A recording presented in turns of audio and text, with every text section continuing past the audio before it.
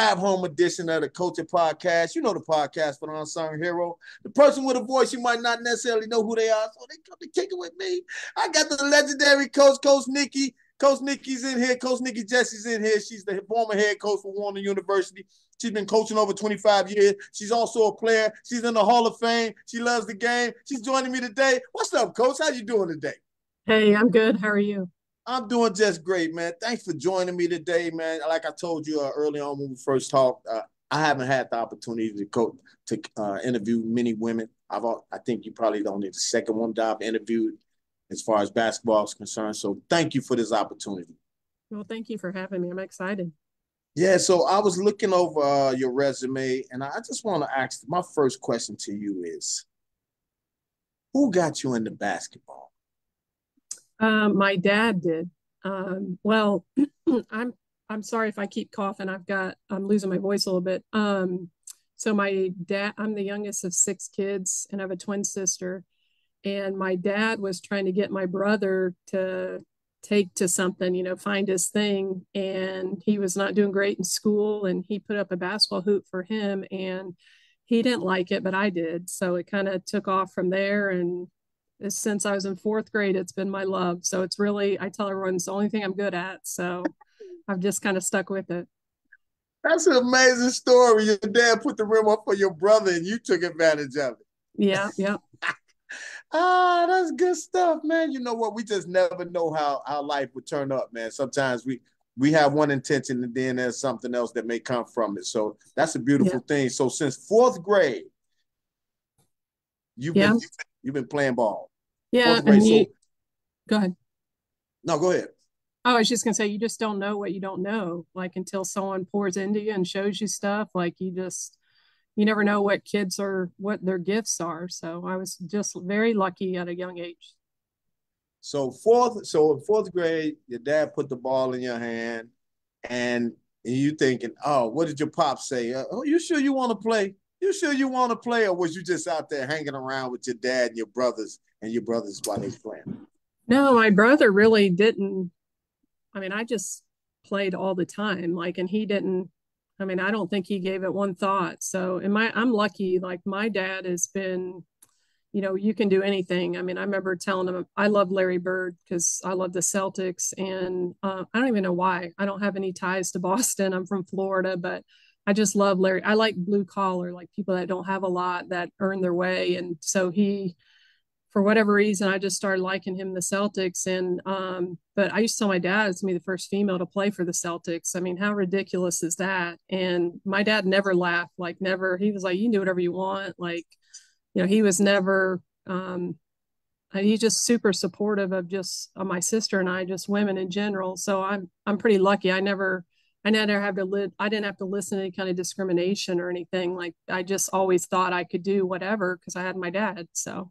Wow. And you know what? That's amazing. I'm glad you could say that because the importance of a father in a young girl's life. Oh, Talk absolutely. about Dads are talk so about the important. talk about the importance of that since we're on that. The importance Oh, of that. I don't, I'd say that's one of my biggest things.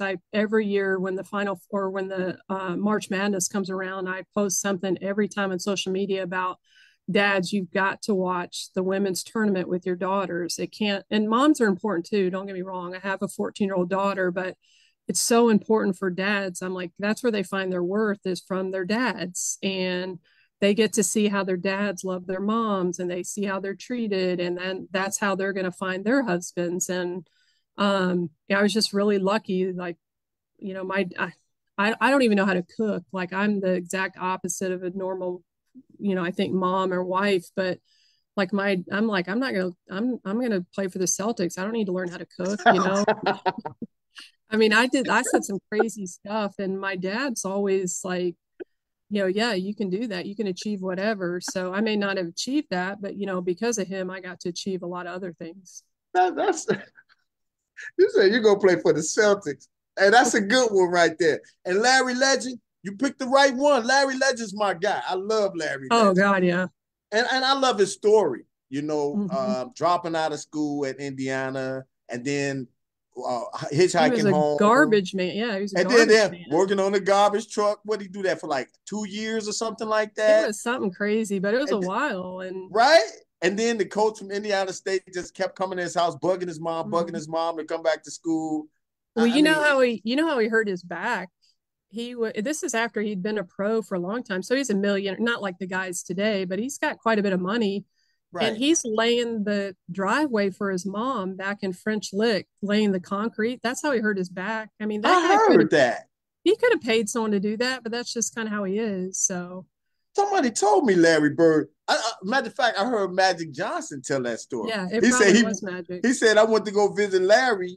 He said, "Come on down to Indiana," and I get down there. And he's laying the driveway for his mom. He's like, "Man, you got all the money in the world." Larry's just was always a down home guy.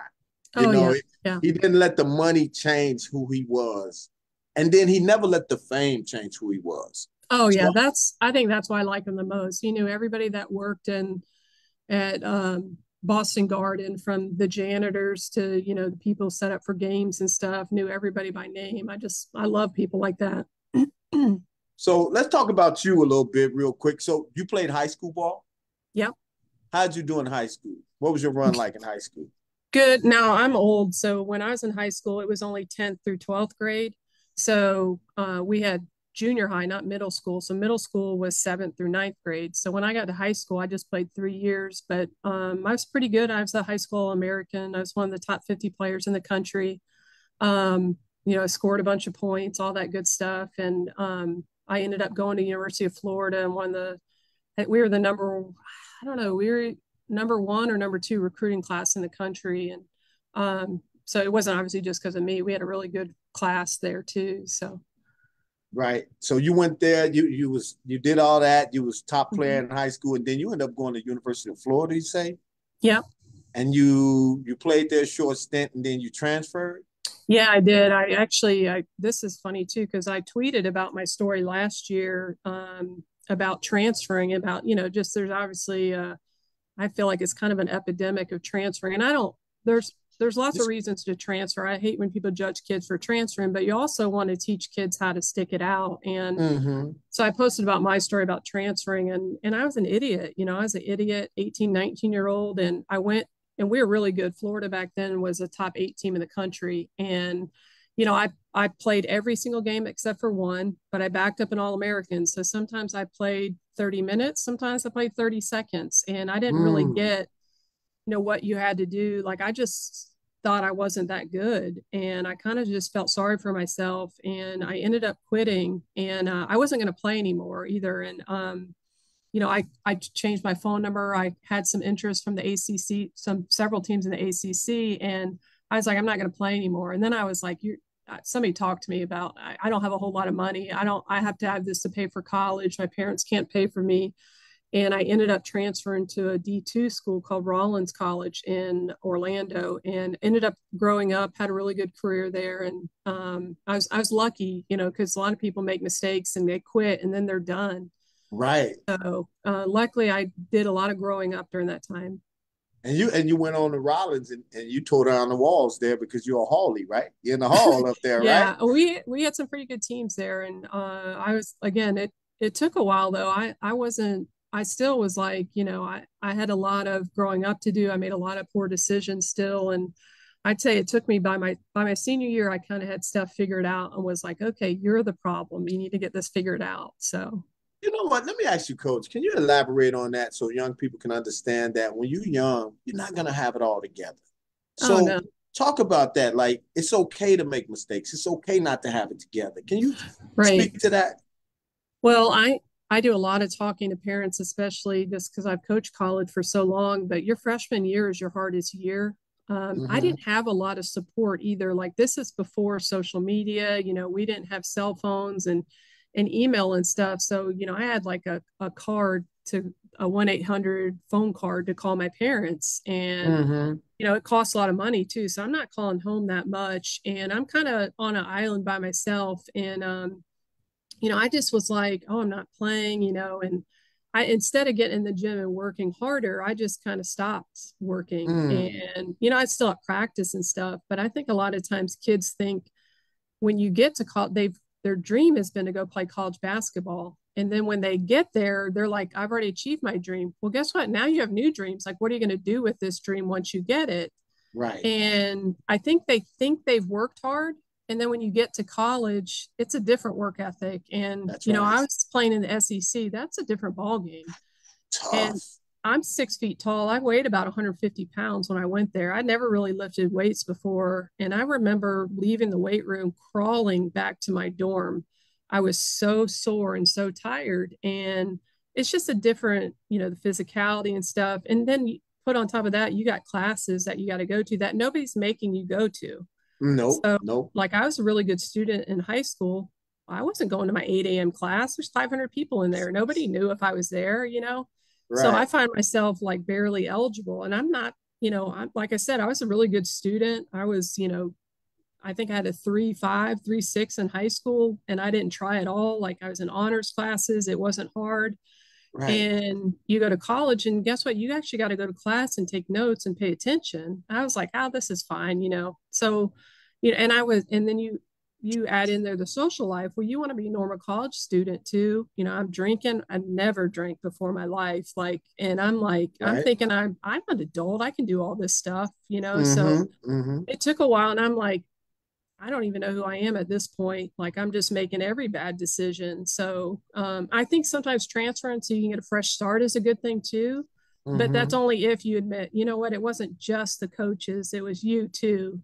So Right. but that's what college is about. You just want to it, and I think your 20s, you're all your 20s, like it's your dumbest years of your life. Like, you're trying to figure everything out all at one time. So Uh, you're right. 20s is rough.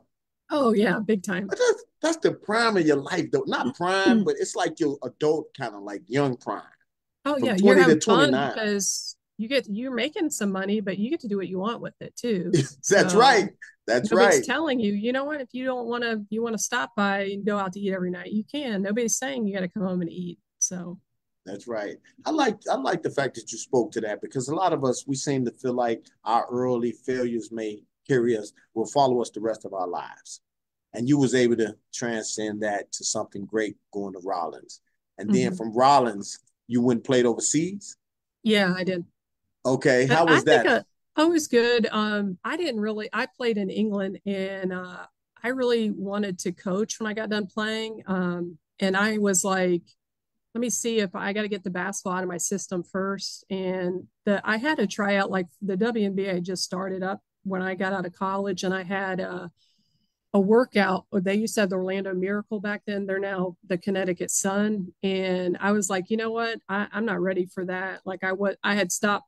I took a little bit of time off after the season, and that workout came up real quick. And I'm like, ooh, I'm not at the top of my game. So, but Right. I did want to. I wasn't totally done playing, so I wanted to get that out of my system. So I went over there for a season, and it was a great experience. I did well, but I was like, I don't really want to be here. I want to be, in the States, Right. and I want to start coaching college. So You know what?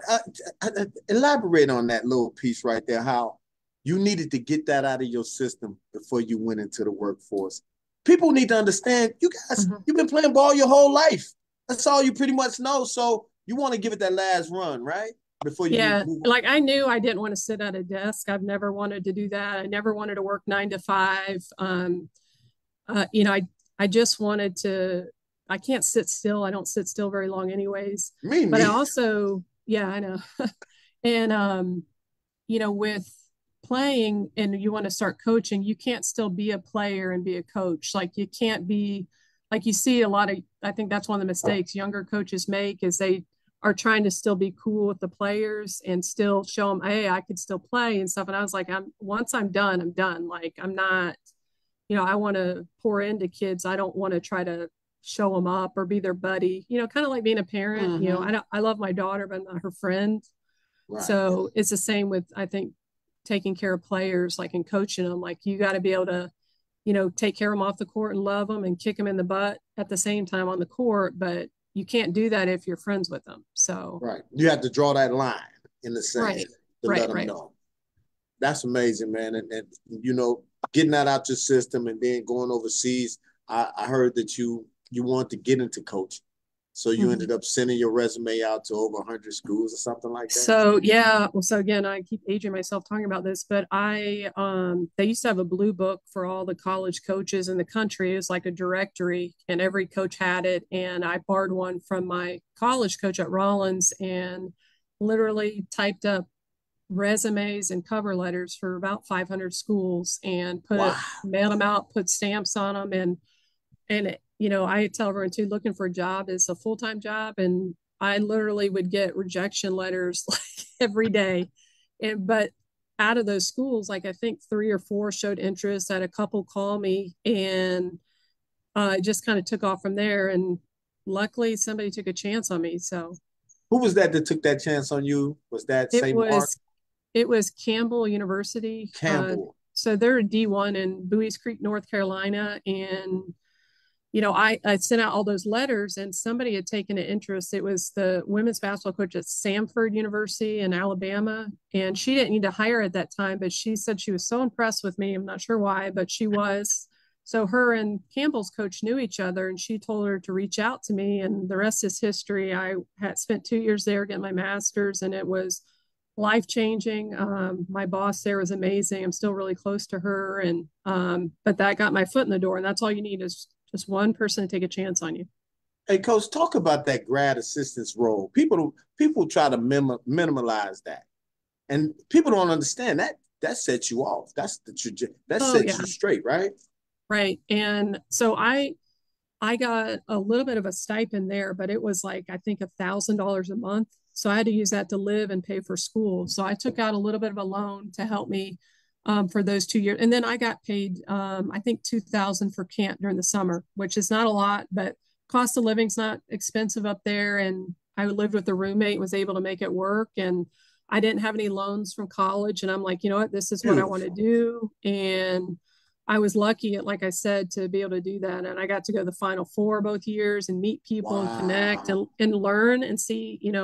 I had played Division 1, but coach, when you're a player, you don't see everything behind the scenes and what it all takes. And I Mm-hmm. got to do scouting reports, walk the team through stuff. Like she let me do some stuff that I probably had no business doing. And Right. you learn by doing that stuff. And it was a blast. And we had a good team, and it was just a great experience. Wow. And then from Campbell, you went on to. So actually came back to Florida and was a high school coach for a year. My dad had gotten real sick, so I came back to be closer to him, and then he was good. So I luckily got back into college coaching, and I was an assistant at a D2 school in Tennessee called Tusculum. And again, I Mm-hmm. got that job she was a friend of Campbell's coach, and she needed an assistant, and it was like August when she needed one. So I'm like, I'm there. I packed up my car, moved within the week, and was Wow. there for a year. And then I got really close to the athletic director and the men's coach there. And I wasn't sure how long our staff would last there. They hadn't won. And I'm like, they probably had another couple years, but I'm like, I need to look for jobs. I don't want to be without one. So Mm-hmm. I applied for everything, and I applied for a head job at an NAIA school called Martin Methodist. It's in Pulaski, Tennessee, like literally the worst place in America. It's the worst town and like small as can be. And I don't know why, but they hired me. I think at that time one of the youngest coaches in the country as a head college coach, Wow. and that program had never won in like ever. And I'm like, this. Everyone's telling me it's career suicide. Don't go there. And I'm like, listen, I want to be a head coach. And I was like, I'm not gonna have a job in another year or so, so I'm gonna try it. So I went there, and it was hard, but it took us 3 years. By year 3, we were nationally ranked, and we were winning, Wow. and that propelled me to other jobs. So I think a lot of Wow. times you just need to tune out what other people say, and it's about who you surround yourself with. And so very, very lucky. So from there, D2, you went to, did you end up at So Warner from yeah, there? nope. I've been a lot of places. So from there, I ended up at Lynn University in Boca Raton, That's Florida. right. I'm looking at They're it. That's right. yeah, they're in the same league as Rollins. So my college coach had called me about the job and said it's open. And I actually had interviewed at 2 other jobs, and I was about to take one of them, and he called me, and I'm like, okay, so I'll come down, and I got the job, and it was my dream job. I loved it. I loved my boss. Well, then I met my husband, and he's the women's basketball coach at University of Tampa, Right. and Okay. so at let's see, at the Final Four, I was at Lynn for 2 years. At the Final Four, happened to be in Tampa, and he and I started talking there, and then started dating. And by Christmas of my second year, we were engaged and coaching against each other, which is weird. Wow. Wow. Yeah. So I resigned at the end of the year so we could get married, and was his assistant for 2 years. And we had a daughter during that time. And then I don't know why, but St. Leo University's AD hired me, and I wanted to keep coaching. I liked being on Tom's staff, but I really wanted to be a head coach again. And Mm-hmm. so the AD at St. Leo hired me, same league as Lynn and Tampa and Rollins. And he knew obviously Tom and I would have to coach against each other. And we're Wow. the first husband and wife in the entire country in any sport and any level to coach against each other. So I'm we talking did about. that for 3 years, and that was enough of that. That's y'all was coming home. What was those conversations like? Oh, it was Well, brutal.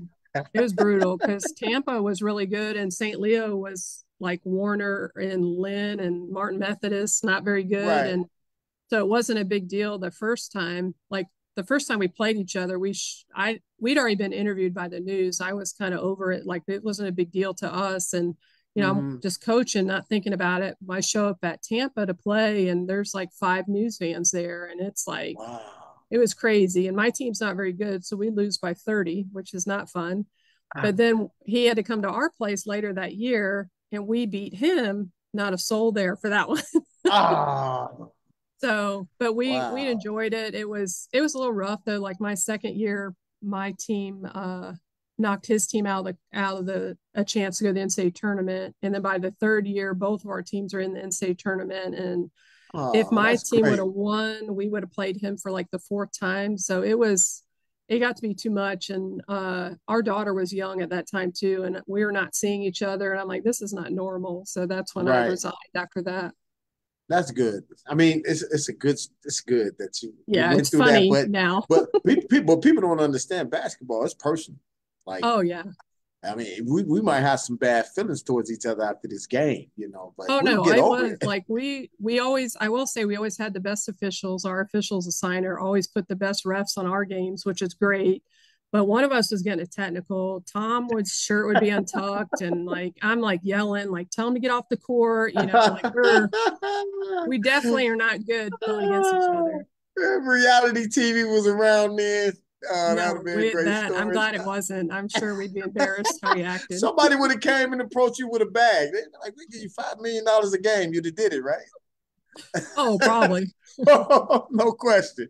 So, how did you end up at Warner? Because hold on, you went to St. Leo. You went to Leo after that, right? So I was at St. Leo when I coached against Tom. So I resigned Okay. when I got back from the NCAA tournament, and so I got out of coaching for about 5 years, and I was coaching at a high school. Our daughter went to school with me there when she was in elementary, and I wanted to coach again, but I really did not want to coach against Tom. I wanted us to both be able to do what we love and not have to coach against each other. But we love University of Tampa has been good to our family, and he's built a powerhouse there. Like they've been to 2 Elite 8s. Like he's phenomenal. Like he's about to be inducted in their Hall of Fame. Like he's done some great stuff there. So I really didn't want to ask him to move, obviously for me, and Right. ask Rudy, our daughter, to leave. So I honestly have prayed about it a lot, and I'm like, just a job that I don't have to move and that we don't have to coach against each other.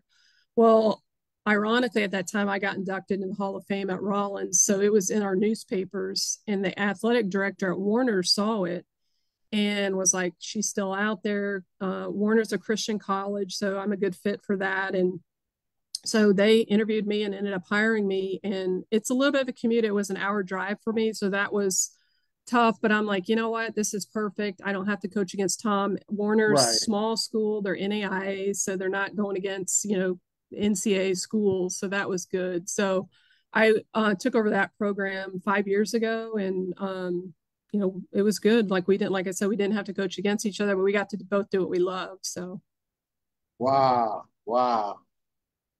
Thanks, Mike Kahn. He says he's enjoying the interview. Thanks, Mike, man. We appreciate it.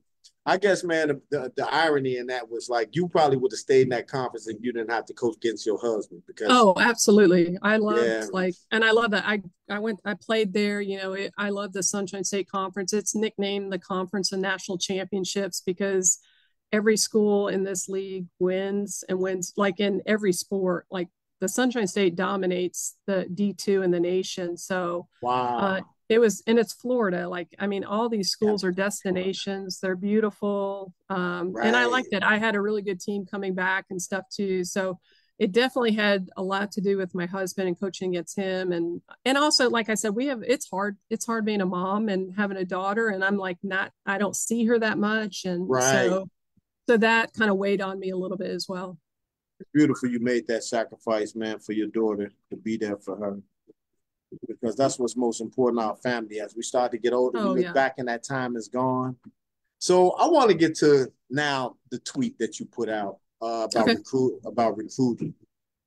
You was like, do your research on coaches, go out, watch them play in tough games and see how they respond when they losing, how they winning, how they respond to kids. Can you talk about that? What's the most important thing that parents should look for when they going out recruiting? I mean, going to pick for a school, look for a school to go to. I think you have to get past the initial excitement. Like it's kind of when you start dating somebody, like you don't see any of their flaws. Like you're super excited somebody likes you, you like them, you're getting all this attention and stuff. And it kind of you look at everything in rose-colored glasses. And I think especially if you're a big time player, it's a lot easier because everybody wants you control the recruiting. If you're like I'm talking about not a power five, like a D1, lower D1, or even, Division 2 or NAI, JUCO, whatever, like you may only have a handful of schools that are looking at you too. And I think it's important to do your research. Like I think you get so excited, especially the first offer is exciting, or the first coach that shows you attention too. Like be excited about it. You've earned it, you've worked hard for it. But at the same time, like you should be really researching them, like research the school, like, some of these smaller schools too, like financially aren't doing great. Like find out, like, Yeah. how are their academics? Like, are they accredited? Like, find out some good information. Like there's some schools that recruit out there that are college schools that like have like some of these smaller NAI, NCCAA schools that don't even have a college campus. Like they have athletics and they're using athletics to, keep the schools open and stuff. And like all their classes are online. Like you got to find this stuff out. Don't be so excited about somebody wanting you to play basketball for you that you don't have any idea what you're getting into. But also like do your research about the coaches. Like coaches don't coaches don't get fired for no reason. Like there's a reason coaches get fired. So it's not always, and sometimes coaches are screwed over, like that's part of the world, but a lot of times they've done something. Like Right. find out, like really spend time with the players and not the players who start that are the best players. Spend time with everybody. Like, Wow. and there's going to be players that don't like you because they don't play. And you'll be able to tell that. You can tell, but how does the coach treat you? Like, do you feel like you're valued as a person or as a basketball player? And you have to understand too, like the big time D1s, like you're going to have to use them like they use you too. Like, but you're going to have to know what you can handle. Like, can you handle a coach in your face? Like, what kind of coach are you looking for? Versus like if you're at a Division 2, D2 is different. It's not as cutthroat. Like there's a little bit more of a family atmosphere. Coaches aren't worried about losing their jobs and stuff too. So I think it's important to find out what you're looking for. Like what is important to you? Are you just looking for a basketball scholarship? Because if you're doing that, then, you're not really controlling your recruiting. You're letting it control you. Wow. Because that basketball scholarship is not guaranteed anymore like it used to be, right? No, It's heck no, from you year can to get year. that thing pulled immediately too. So, and a lot of Wow. kids don't really get like, if you don't work hard, like, if you're just showing up and you think that all you got to do is go to practice and you're not one of the hardest workers or you're not contributing to the team, why would they keep you around? It's just a job. Right. It's a job, really. So, Wow. You had mentioned that be careful where you send your daughters to, the coaches. Mm-hmm. because just because a coach is married doesn't mean that he won't try to engage. Can Oh, you yeah. elaborate on that? So, like, I've just heard a lot of stories. I know a lot of situations where coaches are, and a lot, it's females and males on both sides, that aren't good people. Like, you just know that. Like, I think a lot of times you think because these people have these jobs and they're seen, in the public eye that they're good people and stuff. And many of them are. Like, there are a lot of great people. I have a lot of great coaching friends and stuff. But there's a lot of people that, like, there's a coach that just recently got let go from a Division I school in the last year or so. There's rumors about him forever. Like, I'd heard stuff, I knew stuff from that was I thought pretty reliable source, but people kept hiring him. Then all of a sudden Wow. it comes out and some people are acting shocked. And I'm like, how do you not know this? Like, everybody Ooh, knows this. So you don't usually hear rumors about coaches and inappropriate relationships that aren't true. Like, there's right. usually some part of it that's true. I'm not saying ever, it's not 100%, but when people talk bad about coaches, they may say, oh, he's a jerk or she's a jerk. She doesn't care about her players. She cusses at him. She does this or that. But it's very rare that somebody says, oh, they're hooking up with their players, they're sending inappropriate texts. Like, when people start saying that kind of stuff, there's some validity to it. Right. Now, I'm not saying every time, because obviously we know there's females that have accused men of stuff that's not true. Right. um, but very rarely do you hear rumors like that where there's not some kind of truth to it. Right. So, and then I like I said, like, if teams have big turnovers every year, like, I'm not talking about 1 year, because there's sometimes, like, if your team loses, guess what? You need to cut players because there's a reason they're losing, because you're about to lose your job. So something has to give. If Right. it's every single year the majority of your team is transferring, it's you. You're the coach. Like, it's on you. Wow. So, and also, if they're winning and that's happening, then there's something going on. I'm not talking about two or three at the bottom. There's always players like that. Or if you have another year eligibility and you've graduated and you want to go get your master's, or like, all the Ivy League schools, they couldn't come back for a fifth year, all those players. That's why a lot of them transferred, because they don't do that in the Ivy League in general. Oh, I didn't So know that. yeah. Okay. So a lot of those, like, there's one that just transferred to Connecticut for women this year. Like, I mean, why would you leave Harvard to go to Connecticut, or Yale to go to Connecticut? Like, Right. you're at a great academic school. They're pretty good programs. They're not obviously Connecticut, but they're leaving their last year, which, obviously they have to. So there's Oh, there's different reasons people transfer. So I don't mean everybody that transfers, that's a red flag, because it's not. But right. if you have big turnover every year, and especially if it's a losing program too, like, what's going on? Right. And it's a lot of losing programs out here. We're seeing a lot of turnover, especially in the HBCU, but that's a whole nother story right there. Yeah. That's amazing, man, because I know a coach up here recently got terminated for having an inappropriate relationship at a Division I school here in Illinois. And he was a Mm-hmm. Division I athlete that played in the league and all of that. And I just don't understand why guys or women in itself continue to think that they can get away with that stuff. I Why don't do know. you think that you can engage with a kid and it's not going to get out? You Well, know? I don't understand it either, because I don't they're kids, like you said. Like, Yeah. they're kids. I don't. Their kids, their mentality is to go tell someone. They're Right. gonna go Right. tell. And you see it Absolutely. happening so much, man. And it's just unfortunate. I'm just glad my mind is in the right place, Yeah. and Same. yours as a coach. And you got over 20 years in coaching. So I want to spin the block on this one right here and go over here.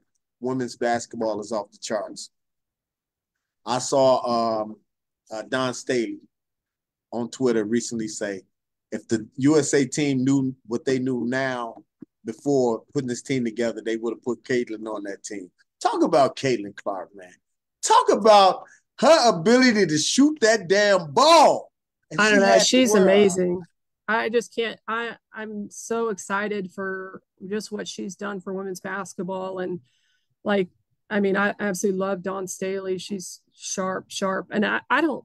I think it probably was good that she's not on the US team. I think she should have been. but I think she needed the rest. And I think her schedule at the beginning of they used her like they played 11 They games did. in 20 days.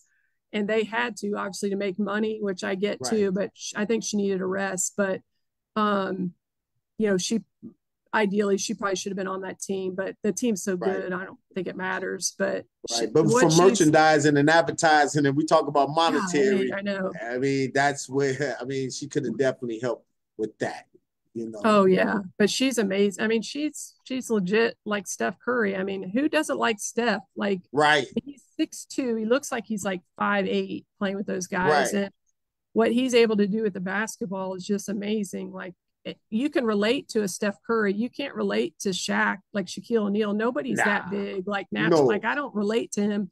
Now I relate to Steph Curry because everyone's like, oh, I can be like him. That's kind of how Right. Caitlin Clark is. Like, she doesn't look like she could play at all. When she Right. walks in the gym, then you're like, dang, and she's 6 feet tall. You wouldn't realize she's that tall. And right. like, those are the kind of people that just ordinary people that don't know anything about basketball or don't, aren't athletes, or even if you are, you're just like, wow, it's just amazing. So yeah, I'm excited about her. Yeah, me too. I'm excited about her too. And it's just almost one of those things, it just don't happen very often when an athlete comes around that can do the things that she was been able to do. I wasn't really watching basketball, women's basketball that much. I'll be honest, until she started putting that three up, shooting that ball, and I, we want to see people score. Well, I just love it. My husband was on the national committee for Division II, not this past year, the year before that, and that was the year they had the D3 and D2 championship game went alongside with the women's Final Four. Normally it's at a different site, a different time. So we got to be there, and we were in a suite for the Final Four games. And it was when Iowa beat South Carolina and then played LSU in the championship. Now, I had been following Caitlin, obviously, and seeing her play and stuff, but to be in that arena and to watch her pick apart South Carolina was just, and to watch and to see all the Caitlin Clark jerseys, like little girls wearing her jersey, little boys wearing her jersey, was just, and that was 2 years ago. I mean, it's blown up even bigger since then. And to, been in basketball as long as I have, and now to watch that and watch like the women's game blow up has just been just amazing. Like, all these players before that now are getting recognition too. And like, it's going to take off even more. Coach, and let me ask you this. This may sound a little crazy, but women's basketball was maybe have been fizzling a little bit, fizzling out now. No, I agree. Yeah. And then here comes this kid from Iowa shooting the hell out of this ball. People, they want to see great stories like that. People really look for that. You look at like South Carolina, what Dawn's been able to do there. Like, first of all, who wants to go to South Carolina? Like, that's not a destination school. Like, for her to have done that and to now be paid what she's paid is like, I mean, she's a female minority in South Carolina. So that's a whole different story there. But South Carolina they were good, but they hadn't won the championship yet. They were really way bigger than everybody else and defensively just incredible, but they couldn't shoot the basketball. So everybody packed it in the lane. So she's getting beat in the Final Four, getting beat, deep in the NCAA tournament, where she starts getting a couple shooters. And now they got these big players, a couple shooters. Now they're dominating everybody. Well, then you got Iowa come along. All of them can shoot. Like, they're all, just fundamental kids that don't look like they can play and can just shoot the basketball. So now, guess what? It's kind of like when Steph Curry came along. Nobody was shooting that far out. Now you got all these little kids videos, like they're all shooting that far out. So that's how the game grows. Players get better. Now they're like, oh, I want to be able to do that. So guess what they start doing? They start practicing and working on that, and it gets better and better and better. So it's definitely an exciting time. That's great, man. And I enjoy it. I'm glad I'm living to see it. I didn't get a chance to see Will Chamberlain score 100 points, but I saw a lot of other stuff. I don't want to hold you too much longer. We done touched on a lot of stuff. If you had to say something to a kid right now that wanted to play basketball, wasn't that tall, wasn't that fast, but want to play, what would be some advice you would give to a little kid that wants to play basketball? The biggest thing is just outwork everybody. I think the majority of people, when it gets tough, they quit. I Mm-hmm. just had this conversation. I just went and shot with my daughter and worked her out, and we're getting through some mental hurdles with her. Like when it gets a little bit tough, that's who you are, is what you do when it gets tough, not when the beginning of the workout, she's doing great. She's shooting a phenomenal, doing really well, whatever. She starts missing a few, her body language changes. That's when people mentally quit or even physically quit. So the biggest thing is like you got to decide if you really want it. And then you need to prepare yourself for everything that can happen, in a game or anything that can knock you off, your destiny to accomplish this dream. And, like, how are you in the first quarter? Like, have you decided you're playing a bad game in the first quarter and you can't get past it to play a good second half? And, things like that. So I just think the toughness, like to work hard, but also be able to handle that adversity that comes along. You know what? I read your bio and then you just repeated it. And nobody's ever said that publicly. And I picked up on it where you said, in tough times, that's who you are. What you show who you are in tough times, that's who you are. People don't want to admit that, right? Mm-mm. People, they want to blame it on everybody else, coach, but they don't never want to look in that mirror, right? Well, that's like I told you when I tweeted that out about my story at Florida. Like I've had so many people be like, "Well, you had this happen and this happen." I'm like, "No, I don't need you to make excuses for me. I know stuff happened. Everybody has stuff happen to them. Everybody has adversity. It's how you decide how you're going to handle that." And I'm glad I quit because it taught me a lot. But I do have regrets about that. And where could I be if I would have stayed at Florida? Would my life would have turned out a little bit differently, but I also obviously happy where I'm at as well. But I think when you do fail, what do you learn from it? Are you going to quit or are you going to learn and say, okay, now I'm going to do it better the next time? So I think it's a process. Like, you got to work hard, but the toughness, to overcome anything that comes your way. Oh man, this was a great one, Coach Nikki Jessee. Man, I really appreciate you coming on the Coaching Podcast. Oh yeah, by the way, y'all make sure y'all swing over, hit me up. I got the coaching device, the world's first coaching device, wireless headset, voice amplifier. Make sure you don't burn your voice out in practice. Hit me up if you need one of those. I had the legend coach Nikki Jessee on the show. Nikki, I want to thank you for coming on, man. I feel enlightened. Everybody else on the timeline feel enlightened. Maybe we can circle back and do this again. Yeah, please do. It was great talking to you.